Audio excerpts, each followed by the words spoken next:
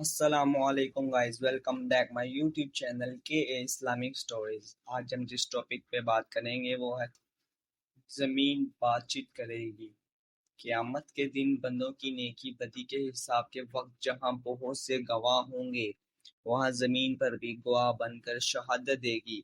چنانچہ حدیث شریف میں ہے کہ ہر مرد عورت نے زمین پر جو اچھا یا برا عمل کیا، زمین اس کی گواہی دے گی، کہے گی کہ فلاں روز یہ کام کیا اور فلاں روز یہ کام کیا۔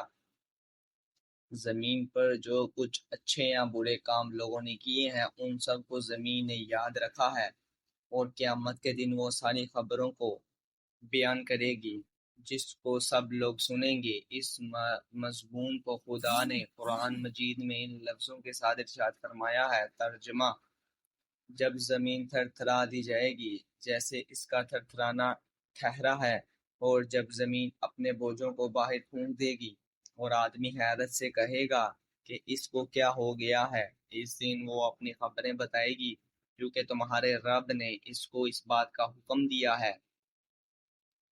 درس ہدایت ہے کہ قیامت کے دن بندوں کے اچھے برے اعمال کے بہت سے گواہ ہوں گے۔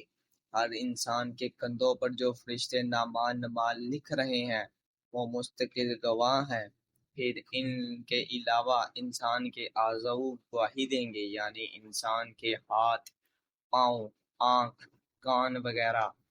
جن جن اعضاؤں سے جو نیکی یا بدی انسان نے کی ہے، ان اعمال کے بارے میں زمین ہر عمل کی خبر دے گی، ہر عمل کی خبر دے گی۔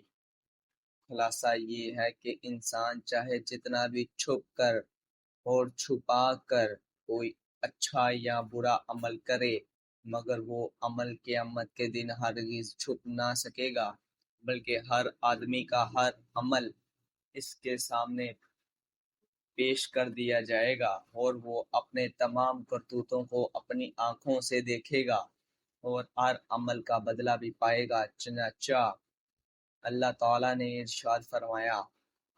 ترجمہ: اس قیامت کے دن لوگ اپنے رب کی طرف پھریں گے کئی راستوں سے ہو کرتا کہ ان کے اعمال ان کو دکھائے جائیں، تو جو ایک ذرا بر نیکی کرے وہ اس کو دکھائے گا، اور جو ذرا بربدی کرے وہ اس کو دیکھے گا۔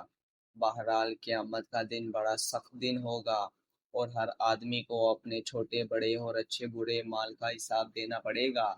ہر مسلمان کا فرض ہے کہ وہ زندگی کے ہر لمحے میں یہ دھیان رکھے کہ جو کچھ کر رہا ہے مجھے ایک دن اپنے ان کاموں کا حساب دینا پڑے گا، اور جن اعمال کو میں چھپا کر رہا ہوں وہ ایک دن قیامت کے بڑے مجمع میں ظاہر کیا جائے گا۔